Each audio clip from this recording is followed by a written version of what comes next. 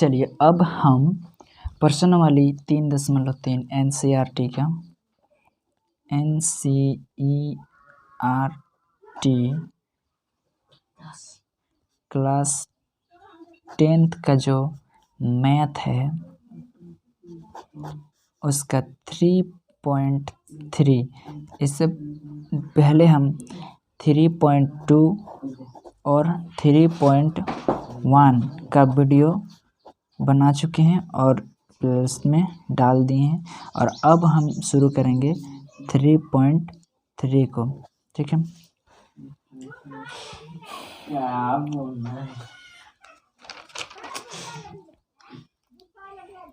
चलिए शुरू करते हैं 3.3। तो अभी तक हम लोगों ने, ठीक है, तो 3.3 को बनाने से पहले हम लोग उसका बेसिक कॉन्सेप्ट को थोड़ा सा समझ लेते हैं। देखिए, अभी तक हम लोगों ने जो ग्राफ बनाना सीखे हैं उसमें से ही 2 चर वाला कोई रैखिक समीकरण आया था। ठीक है, ax + by + c एंड दूसरा आया था a2x + b2y + c2 = 0। ये 2 समीकरण आ रहे थे और इन समीकरणों का दोनों हल निकाल रहे थे, और ग्राफ का विधि से जहाँ पर भी या तो प्रतिशत करती हुई रेखा में हमको एक हल, क्योंकि दोनों एक दूसरे पर प्रतिशत कर रहा था, वहाँ से हल मिल रहा था, और संपाती में हमको बहुत प्रत्येक बिंदु पर हल मिल रहा था, अपरिमित रूप से अनेक हल मिल रहा था। और एक क्या था, समांतर था। समांतर एक दूसरे को कहीं पर भी प्रतिशत नहीं करने के कारण हमको कोई हल नहीं मिल रहा था। तो कुछ कुछ ऐसे भी संख्या आएगा, जैसे कि रूट वाला में कोई संख्या आता है ना, तो रूट वाला संख्या को हम लोग ग्राफ में नहीं दिखा सकते हैं, उतना दिखाने में हम लोग को थोड़ा सा दिक्कत होता है। इसलिए गणित में ऐसा और भी विधि है जहाँ से हम यही वाला मान को, यहाँ पर जो मान निकला ना हमको 3, 4, 6, 5 कुछ भी मान, एक ठो हल निकलता है, उसका मान x और y तरफ कुछ ना कुछ तो निकल रहा था ना ग्राफ में। ऐसे ही दूसरा विधि भी है बीजगणित में जिससे हम इसका हल को निकाल सकते हैं। वही विधियों सबको हमको अभी पढ़ना है। ठीक है, तो अभी जो 3.3 है उसमें हम लोग को एक विधि दिया हुआ है, जिस विधि से ये जो इस प्रकार का समीकरण दिया रहेगा, उस पर समीकरण दिया रहेगा उसका हल निकालना है, और इस विधि का नाम है प्रतिस्थापन विधि। प्रतिस्थापन विधि नाम से पता चल रहा है कि यहाँ पर कोई भी चीज़ ऐसा होगा जिसको हम लोग को क्या करना पड़ेगा, प्रतिस्थापित करना होगा। प्रतिस्थापित कहने का मतलब होता है जैसे प्रतिस्थापित, एक संख्या 4 है और एक संख्या 2 है, इसको प्रतिस्थापित करने का मतलब होता है कि स्थान परिवर्तित कर देना। इसके जगह पर कुछ और रख देते हैं, इसको रख देते हैं, इसको मान बदल देते हैं। मान को बदल देना ही क्या कहलाता है, प्रतिस्थापन कहलाता है। ठीक है, स्थान के मान को बदल देना, ठीक है, उसी को प्रतिस्थापन बोला जाता है। तो प्रतिस्थापन विधि से हम लोग इस प्रकार के हल को कैसे करके निकालेंगे वो इस पार्ट में पढ़ेंगे। क्या एक ही विधि है? चलिए हम बता देना चाहते हैं, यहाँ पर विधि बहुत सारा है। पहला विधि हम लोग क्या सीखे, उसी हल को ज्ञात करने का। आपको कोई समीकरण दिया रहेगा तो किसी भी विधि से बनाए, कोई एकदम ये नहीं है। जैसे कि 3.1 में ग्राफ खींचे, 3.2 में ग्राफ खींचे, 3.3 में भी इसमें ग्राफ नहीं खींचना है, क्योंकि कुछ संख्या ऐसा आएगा जहाँ पर हम लोग ग्राफ नहीं बना सकते। तो ग्राफ से एक तो हो गया, हल निकाल सकते हैं हम लोग। दूसरा प्रतिस्थापन विधि से, यहाँ बुक में आगे जब हम लोग पढ़ेंगे तो वहाँ पर मिलेगा एक और विधि, इसको बोलते हैं विलोपन विधि। विलोपन विधि, इससे भी हम लोग निकाल सकते हैं। विलोप का मतलब क्या होता है, विलोप करना, लुप्त कर देना किसी चीज़ को। तो ही लुप्त करके कैसे निकालते हैं ये हम लोग सीखेंगे 3.4 में। तो इसके बाद आएगा हम लोग का वज्र गुणन विधि। वज्र गुणन विधि से, वज्र गुणन विधि ये भी एक प्रकार का मैथ जो हल है उसको निकालने का एक विधि है। वज्र गुणन मतलब कोई भी संख्या इस प्रकार से रहता है, x y z कुछ भी हो बराबर, तो इस प्रकार हम लोग जो गुना करके, इसी को वज्र गुणन विधि बोलते हैं ना। इसी को जो इस प्रकार आड़ी गुना जिसका हम लोग देहाती में बोलते हैं, उसी को वज्र गुणन बोला जाता है।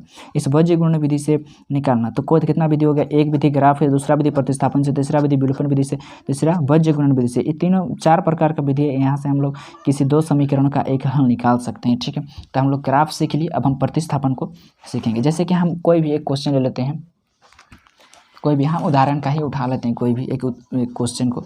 जैसे कि एक क्वेश्चन हमको दिया गया है, क्या, x + 2y = 3, यह एक समीकरण दिया है। और इसी समीकरण का एक दूसरा युग्म दिया हुआ है हम लोग को, क्या, 7x - 15y बराबर 2 इस प्रकार से। तो इस समीकरण को स्टैंडर्ड रूप में लिखेंगे हम लोग, इस समीकरण को स्टैंडर्ड रूप में लिखेंगे तो क्या हो जाएगा, ये हो जाएगा x प्लस 2y माइनस 3 बराबर 0। ये समीकरण हम लोग को मान लेना पड़ेगा, ठीक है। और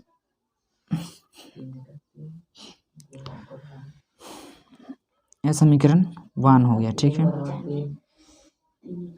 और यहाँ से जो निकलेगा इसको भी स्टैंडर्ड रूप में लिखेंगे तो 7x प्लस 2y माइनस, अरे यार हम तो उसी को लिख दिए।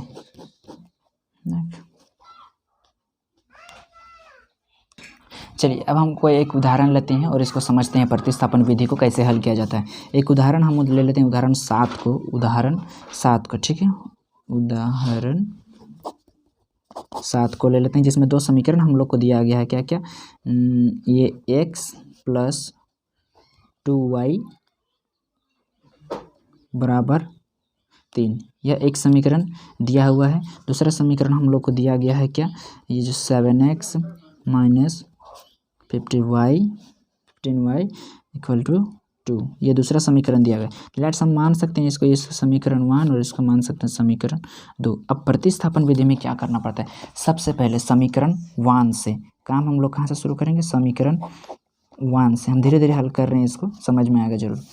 समीकरण 1 से, समीकरण 1 में क्या है देख लेते हैं, ये x प्लस 2y बराबर 3। समझाने के लिए शायद वीडियो लंबा बन सकता है। तो x प्लस 2y बराबर 3, यह इस प्रकार से हम लोग को समीकरण 1 में दिया है।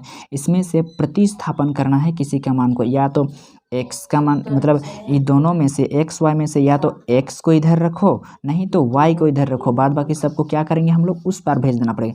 तो हम x को इधर रखेंगे तो उधर क्या है 3 है, और ये जो 2y है इसको उस पार भेज देंगे, इसको प्रतिस्थापित, इसके स्थान को बदल देंगे। यहाँ पर प्लस में 2y है तो उधर जाके माइनस में 2y हो जाएगा, और इसको हम नाम दे देंगे समीकरण 3। चलो प्रतिस्थापित किए कि नहीं, कहाँ पर किए हैं, तो जो 2y है इसका मान को हम इसका जगह पर ना रख करके उस पर कर दिए, प्रतिस्थापित बदल दिए इसका मान को, ठीक है। इस प्रकार से हो गया। अब x बराबर 3 माइनस 2y आ गया। अब x बराबर 3 माइनस 2y को समीकरण 1 में रखेंगे। सर आप कैसे लिख लीजिए तो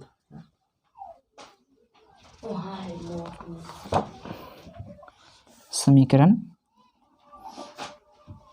1 में रखेंगे, रखने पर फॉर्मेलिटी लिखना पड़ता है। तो समीकरण 1 ही में हम लोग रख देते हैं, चलिए इस मान को, तो हमको y का मान मिल जाएगा। देखते हैं कैसे। अब यहाँ पर फिर देखो प्रतिस्थापित करेंगे किसी का मान, तो समीकरण कहाँ में रखने, समीकरण 1 में। समीकरण जब भी किसी में रखा जाता है तो उस समीकरण को सबसे पहले हम लोग लिख लेते हैं, क्या है, जो x, या फिर समीकरण 1 में तो हम लोग कर चुके हैं, चलो हम लोग समीकरण 2 में रखते हैं, कई बार भी रखें उसमें क्या है, समीकरण 2 में रखते हैं। समीकरण 2 क्या है, 7x माइनस 15y बराबर 2, यही है समीकरण 2। अब इस समीकरण 2 में से क्या करेंगे हम, x बराबर जो है मान को बदल देते हैं, ये 7 हो गया। x बराबर कितना है, 3 माइनस 2y, x का मान दूसरा जगह आ जाएगा, दूसरा आ जाएगा, क्योंकि x बराबर 3 माइनस 2y है, तो इसी का घर खाली कर रहे हैं, माइनस 15y बराबर 2। x का जगह पर यही x का घर है, तो x का घर तो हम लोग के x का जगह पर क्या लेने के लिए बोला गया है, यह 3 माइनस 2y। अब इसको गुना करेंगे तो क्या हो जाएगा, 7 या 21 माइनस 7 दूना 14, यानी कि 14y minus 15y equal to 2। अब यहाँ से हम क्या कर सकते हैं, ये 21 माइनस 14 और माइनस 15, जब माइनस माइनस अगर रहता है तो क्या किया जाता है, माइनस माइनस जोड़ा जाता है, माइनस का चिन्ह लगाया जाता है। तो माइनस का चिन्ह लगाएंगे, दोनों को जोड़ेंगे, 14 के 14 28 के, ये हो जाएगा 29y बराबर 2। अब क्या करेंगे, अब हम इसको उस साइड भेजेंगे, इधर माइनस बचेगा 29, ये मान 29y बराबर 2, और ये 21 प्लस में है, इधर इसको भेजेंगे तो माइनस में 21। अब माइनस में 29y बराबर, इसमें घटाएंगे तो ये हो जाएगा कितना, 19। तो y बराबर हो जाएगा क्या, ये कट जाएगा 19/29। y बराबर कितना आया 19/29। ठीक है, y बराबर आया 19/29। अब क्या करेंगे, इसको y बराबर 19/29 को समीकरण 1 में रखेंगे। फिर से 1 में रखेंगे, ऐसा नहीं कि 1 में रखेंगे, किसी में भी रखेंगे तो अच्छा रहेगा। इसमें समीकरण 1 में, समीकरण 2 में, समीकरण 3 में, किसी में भी रखेंगे हमको मान मिल जाएगा। किस में रखेंगे, तो 1 2 में ना रख करके हम समीकरण 3 में रखेंगे, क्योंकि समीकरण 3 माने हैं तो किस लिए माने हैं, तो समीकरण 3 में रखते हैं। x बराबर देखते हैं समीकरण 3 क्या कहलाता है। तो लिखना सबसे पहले तो लिखना पड़ेगा हम लोग को कि y बराबर जो क्या आया हम लोग का 19/29 है। y बराबर 19/29 को समीकरण किस में रखने पर, समीकरण 3 में रखने पर हम लोग समीकरण 3 में इसका मान को रखेंगे। तो समीकरण 3 क्या आया है हम लोग का, तो समीकरण 3 क्या आया, पहले समीकरण 3 को हम देख लेते हैं। समीकरण 3 आया है x बराबर 3 - 2y। क्या है, x बराबर, ये x बराबर है 3 - 2y। तो वही x बराबर क्या हो जाएगा, ये 3 - 2y। देख लीजिए y है, तो y के जगह हम खाली करेंगे, क्योंकि y के जगह पर कोई बैठने के लिए आ रहा है। जब भी कोई बराबर है तो उसके जगह पर बैठा सकते हैं ना। तो y बराबर है 19/29, तो y के जगह पर क्या लिखेंगे हम लोग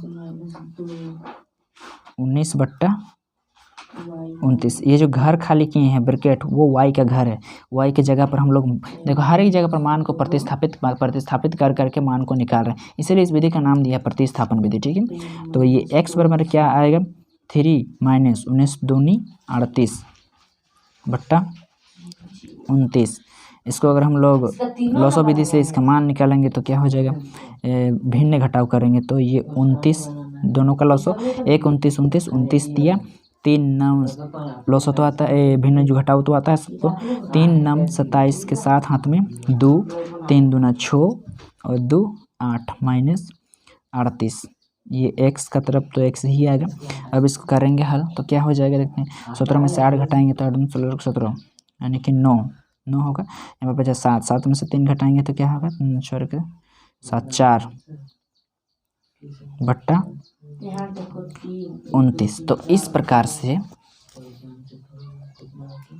अतः x बराबर हमको कितना मिला 49/29 और y बराबर कितना मिला हमको 19/29। इस प्रकार से हमको x और y के मान मिला कि नहीं, x y जो हम लोग उसमें ग्राफ में हल करके निकाल रहे थे, एक मान दोनों का मिल रहा था, इस प्रकार से मिला कि नहीं मिला, तो मिल गया। इस प्रकार से भी हम कोई भी अगर 2 समीकरण दिया रहेगा उसका हल निकालने के लिए कहा जाएगा, तो प्रतिस्थापन विधि से हम लोग इस प्रकार से हल निकाल सकते हैं। उम्मीद करता हूँ यह विधि समझ में आया होगा। नहीं समझ में आया मैं एक बार फिर से बता दे रहा हूँ। प्रतिस्थापन विधि में क्या करना, जो समीकरण 2 दिया रहेगा 2 ठो, उसमें से एक ठो का समीकरण 1 मानना पड़ेगा, दूसरे का समीकरण 2 मानना पड़ेगा। अब यहाँ से मान को प्रतिस्थापित करना होगा, या तो हमको x का मान समीकरण 1 से लेकर के, या तो हमको x को अलग करना पड़ेगा, नहीं तो y को अलग करना पड़ेगा। तो x को ही हम लोग ज़्यादातर अलग करते हैं सबसे पहले, तो x को अलग करेंगे, बाद बाकी सबको उस पार भेज देंगे, उसको हम मान लेंगे समीकरण 3 मान लेंगे। और जो आया समीकरण 3 जो बना उसका मान को रख देंगे समीकरण 2 में। जो समीकरण 3 स्टेप याद रखिएगा, सबसे पहले दोनों समीकरण 1 में से क्या करना है, एक को अलग करना है x, और जो आएगा उसी मान को दूसरा समीकरण में रखना है। एक से जो मान आएगा दूसरा में रखना है, और दूसरा में रखने के बाद जो हमको y का मान मिल जाएगा अगर x को अलग किए हैं तो, और उस y के मान को रखना है समीकरण 3 में।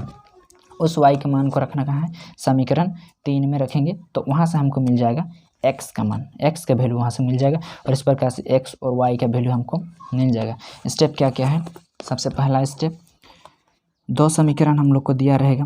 ठीक है, पहला समीकरण 1 समीकरण 2, इसमें से या तो x को नहीं तो y को अलग करना होगा, या तो इसको इधर रखना होगा, नहीं बाद बाकी सबको उधर भेज देना होगा। रखने के बाद जो मान निकलेगा इसको समीकरण 3 नाम देना है, और इसी मान को समीकरण 3 का जो मान है, समीकरण 3 का मान को ही समीकरण 3 को ही इसका मान जो है समीकरण 1 का हल हो गया।